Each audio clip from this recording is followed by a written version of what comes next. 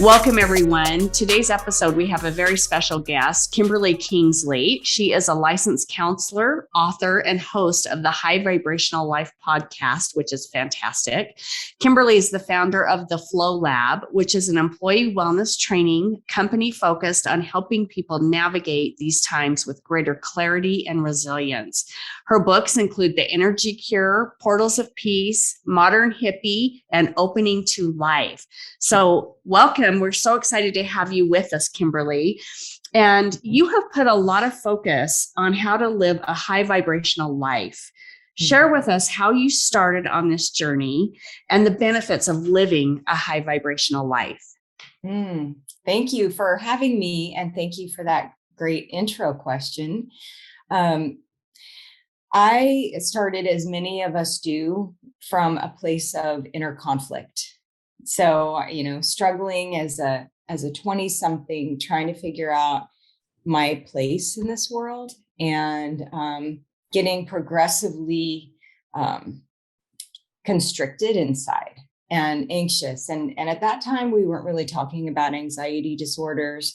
I wasn't thinking of it in those terms, but clearly not doing well. And I had an opportunity to move to Chicago from my home state of Arizona. And I lived in Chicago for a year. I consider it my pilgrimage because when I was there, I just kind of cracked open, how that sometimes happens when you're in a new environment, new physical environment. And I just started reading a lot of books, and I ended up studying A Course in Miracles, which, for those of you who aren't familiar with it, it's just a self-study spiritual it refers to itself as spiritual psychotherapy. So it's a self-study program that I did that helped me kind of reorient myself and really started to understand that we are meant to express life and not chase it. And that's probably the phrase that most captures what I figured out. And from there, I ended up moving back home, getting my master's in counseling, opening a private practice, and continuing my study, of course, because I thought it was going to get really easy because I understood things, but there's always preparation. And so High Vibrational Life, the podcast, and my philosophy, my philosophy on it in general is how to align with our fundamental nature. And when we are aligned with our nature, we are fully expressing ourselves. We are fully expressing our essence in the world, and we are fulfilled. We are at peace. And it's not black and white. It's never black and white, but there is a design, fundamental human design. It's actually a design of nature. And we are socialized in the opposite way. And so my mission is to help people align with our natural design instead of society's design, which is more outside in instead of inside out.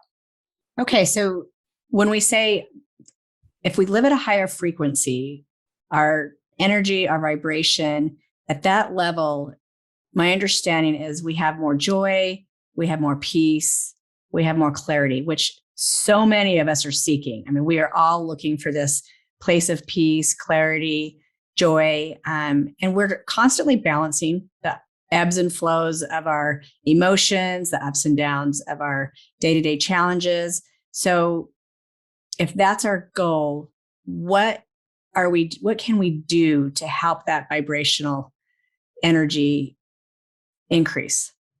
Yeah, great question. And you're pointing to one of the great myths circulating out there in terms of living a high vibrational life. And we sometimes fall into the trap of thinking that we just need to think positive and we need to always be joyful and always be peaceful. And that couldn't be farther from the truth, because if you look at nature, you I guess I'll just backtrack a little bit and say that all of nature, including human beings, is built on flow systems. Okay, so we are built on layers and layers of flow systems. And so to be joyful, being joyful is abundant, the energy flowing through us. And being depressed is the energy getting stuck. Being anxious, I view anxiety as the energy spinning. And so when we attempt to gloss over some of these inner dynamics and put on a happy face and be joyful, then the energy actually backs up further. So it can have the reverse effect. So what the real way that we get to the place of more joy and the place of more peace is by being radically honest with ourselves and looking at things for how they are, and just using our experiences and our inner state to inform our choice, rather than living in this realm of shoulds where we're just like guessing and walking around in the dark. If we just really tune into the energy within our bodies, it tells us exactly what we need to do. And sometimes what we need to do is a little messier than we would like. Right. Okay. I have to ask you this then. So, because what's coming to mind for me is you just kind of talked about how, just being positive or even saying affirmations is supposed to, maybe the myth is that it takes us out of this place that maybe we're trying to raise our energy, whatever, however you want to define that. But I feel like most of us are probably afraid of leaning in, and that awareness that comes with leaning in and sitting with those emotions is, so we try to distract. We're like distracting. So that kind of, I think, ties into the coping skills piece and allowing ourselves to sometimes be in those spaces. What do you think? What are your thoughts on that? Absolutely. I couldn't agree more.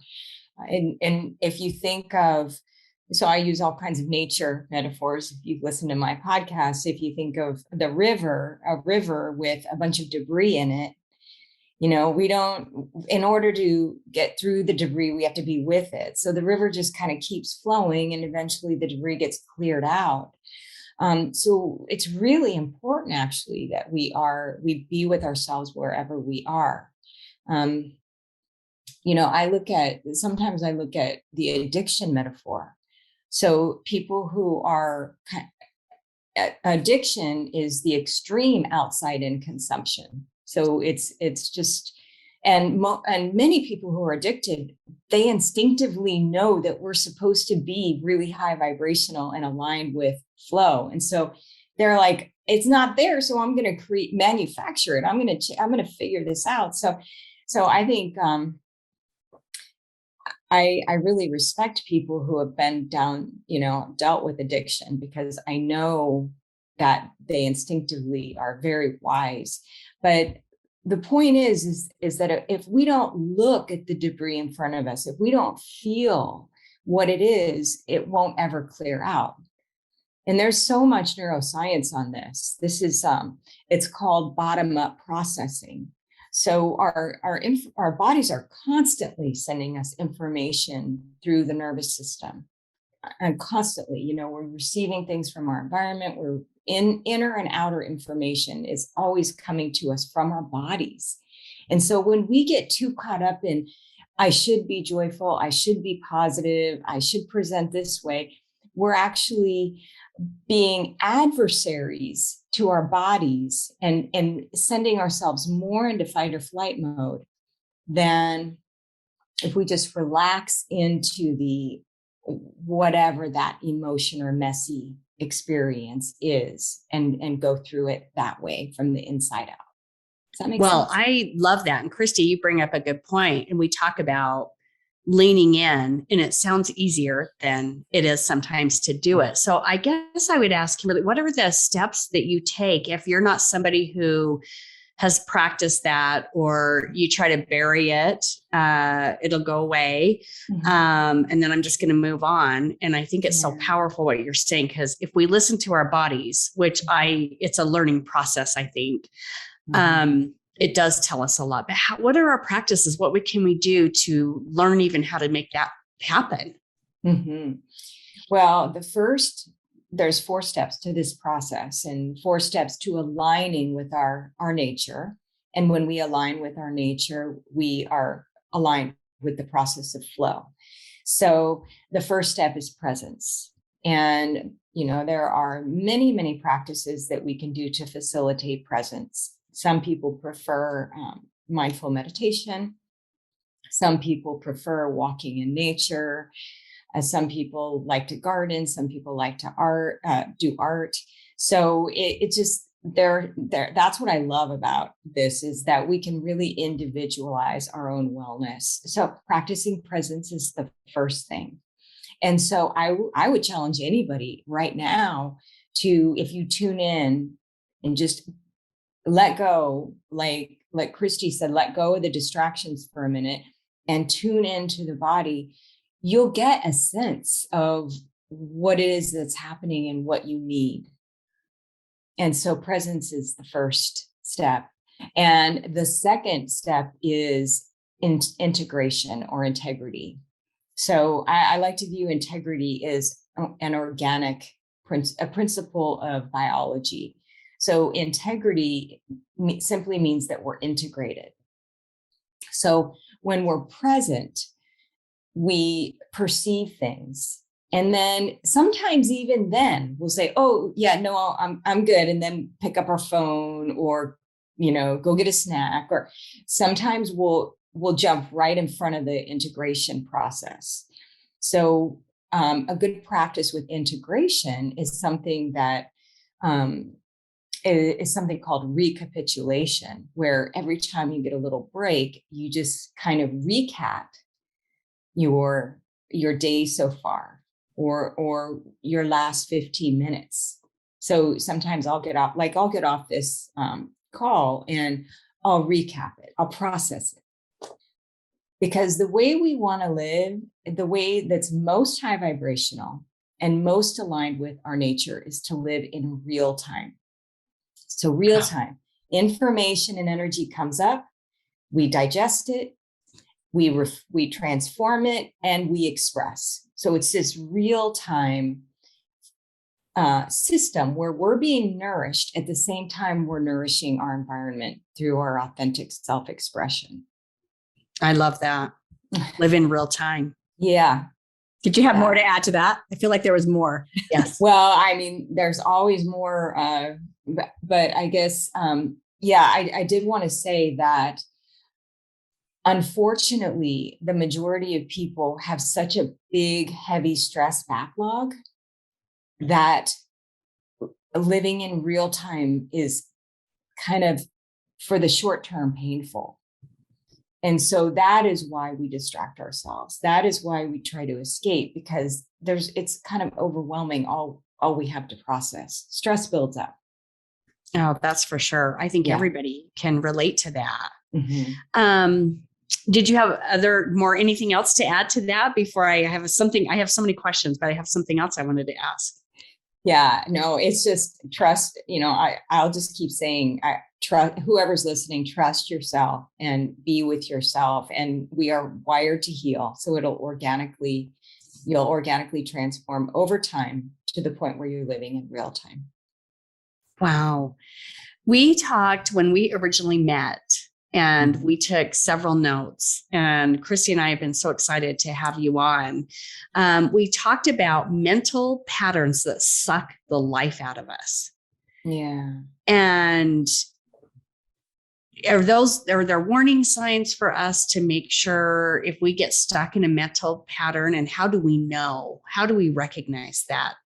An example of that would be great. Yeah. Mental pattern. One that's really common for women is the mental pattern of should thinking. So really just shaming ourselves on the most subtle level. And to the point that we don't even realize that we're doing it. Like, oh, I should be eating this way, or I should be exercising this way, or I shouldn't be doing this, or I should be spending more time with doing this. And I feel that we are in a big overthinking epidemic, and that it's making us pretty sick. So we're not designed to lead with our heads. We're not designed to be overthinking everything and be in our heads the whole time. But in addition to these mental thought patterns, they correspond with the emotional hormones, secreted into our bodies that feel like emotions. So we've got these patterns that are cyclical and holistic, and those are what really keep us from living in real time and flow. And so the way that we know that we're in one of those is if we're having frustration or confusion,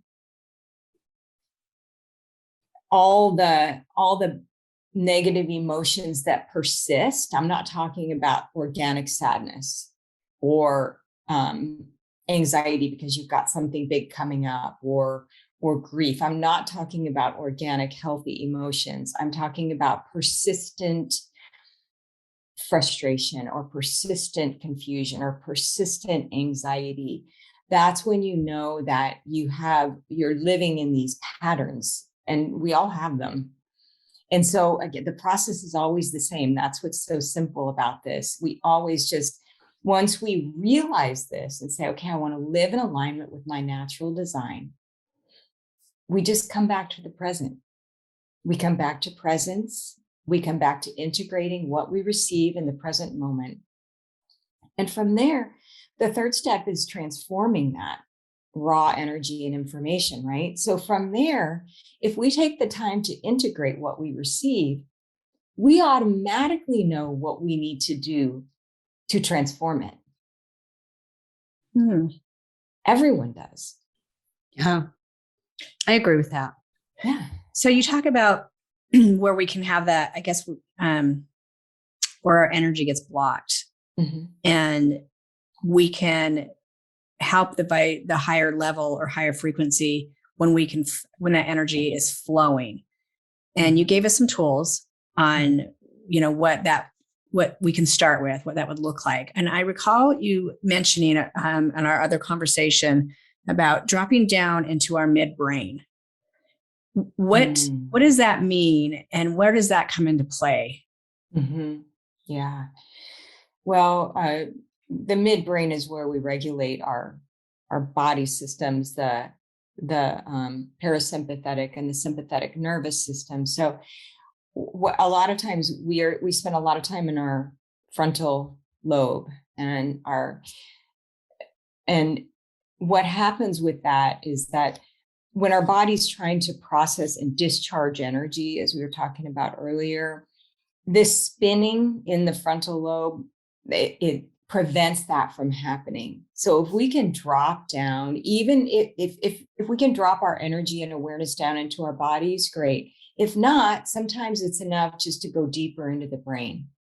And then we stop cycling with the thoughts, and our bodies just know how to regulate. So it's just fascinating, isn't it? All the little things we can do to come into alignment. Oh, yes. And we talked about last time too, one of the notes I wrote, I'm a big gratitude person. I really believe in the power of gratitude. And I notice my energy shifts when I get out of my practice of writing my gratitudes, or just even having the awareness. But you talked about gratitude opens up the floodgates for energy. Yeah. Tell me more about that. Yeah, well, when we're grateful, we naturally appreciation naturally flows, and appreciation is an energy that comes through the heart. And so I can't think of a better way to nourish both ourselves and those that we love, and other than having gratitude for them, because just that simple shift to being grateful just causes, you can tell when someone's looking at you with appreciation, or when someone's just appreciating you in general. The quality of energy, not only within oneself, but in the room, just completely changes. And the object of appreciation completely changes. So yes, gratitude is such a good heart opener, and it really is a fast way to open up the floodgates and increase flow, because energy needs to move through our hearts in order to flow. This is another block when we have heartache, when we've been traumatized in some way. It's just completely natural for our hearts to tighten up, because it's just too much. So if we can slowly over time just have these little moments of appreciation, then it slowly reopens the heart, and we can get back into our abundant flow nature. Is there anything that we might have missed when it comes to living a high vibration, higher frequency? I don't know if I'm using the term right. I just know that we had talked about secrets to a high vibrational life. What are we missing? What is the ultimate message that we can give, and why is this something we should be striving for? Yeah. We are missing our internal guidance. That's the piece that's missing. We aren't trusting ourselves enough. I will say, one of the principles of nature is transformation.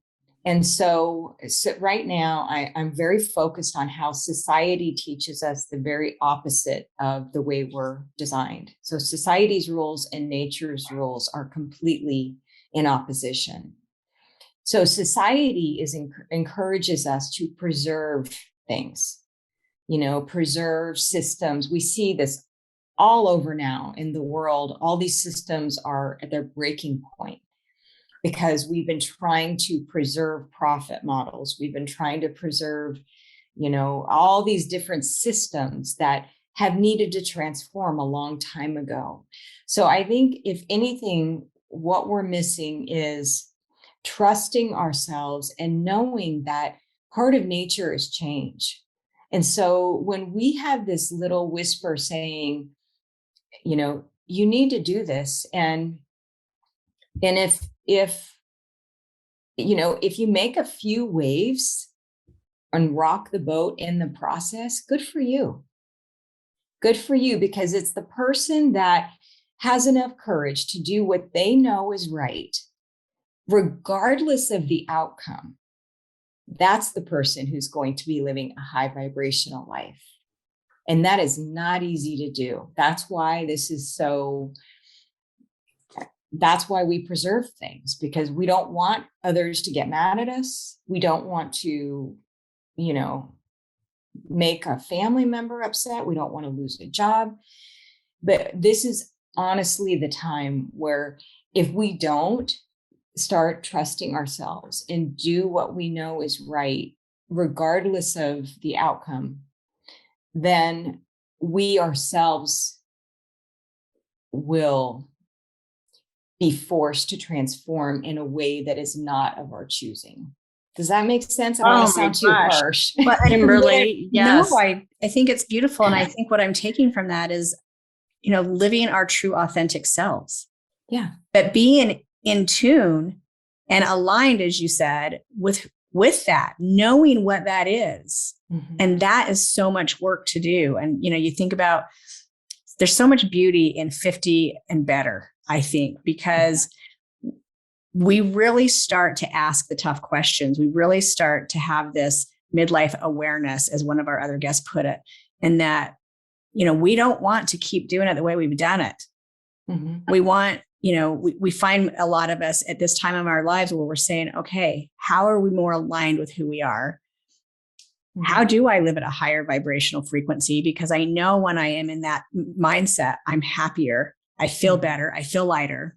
Mm-hmm. So what do I need to do consistently to continue to make that happen? Well, and I think there's a component too, Kimberly. I'm so grateful you said that. Like it's going back to trusting It's from the inside out. Yeah. But we are also in a world today where there is so much coming at us all the time that we start coming from here. Like you were saying, we're trying to process, we're trying to do the right thing, and we're inundated with so much information that we maybe have been disconnected from trusting ourselves and our gut. That really sparked in me of getting back to that. Yeah, I believe that we're in the middle of a mass awakening. And so what's happening is that we're almost, this is my intuitive impression, so I'll just share it though. We're being pressurized. So we're awakening naturally from the inside because so many of us are high vibrational now that it's raising the collective baseline. So we're awakening from the inside, and then we have this pressure on the outside as well, whether it's conflicting information or what systems that no longer work. And so that's why I really believe that it's kind of urgent for people who want to live a happy, healthy life to trust themselves and be willing to kind of move forward into this uncharted territory, because it's the path to health, and it's also the way things are going to transform quicker, and it'll cause us all less pain. Really, even it's like ripping off the Band-Aid. It's not easy. No. No. Well, and I would say, Kimberly, your work is it's so important right now. I think it is so important. And I love you have an episode that is, I'm trying to remember the title of it. The New World is Here. Yeah. And I've heard that on many different platforms, people talking about our different vibration, but talking about we are rising to a whole different, what's the word I'm looking for? Not vibration, but a whole different spiritual level or vibration, whatever you want to call it. Yeah. But I love your work because you really dive into so much on your blog and your podcast and also on your website. Another thing I would just encourage our listeners to go to is you have the energy inventory. And that is great. Can you tell us a little bit more about that? Right. It's just a snapshot. It's a energy inventory. It's free. It takes about 5 minutes, and it just gives people a sense of whether they're in alignment with their flow nature or not.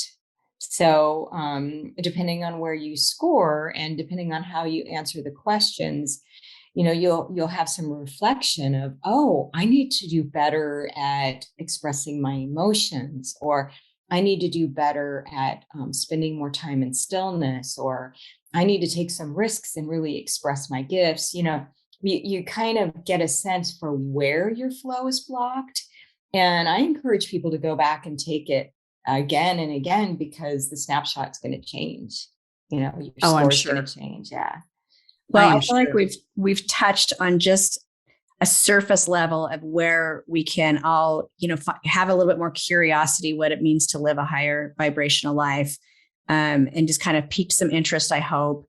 We would love for all of our listeners to check out Kimberly's website. We're going to leave it in our show notes.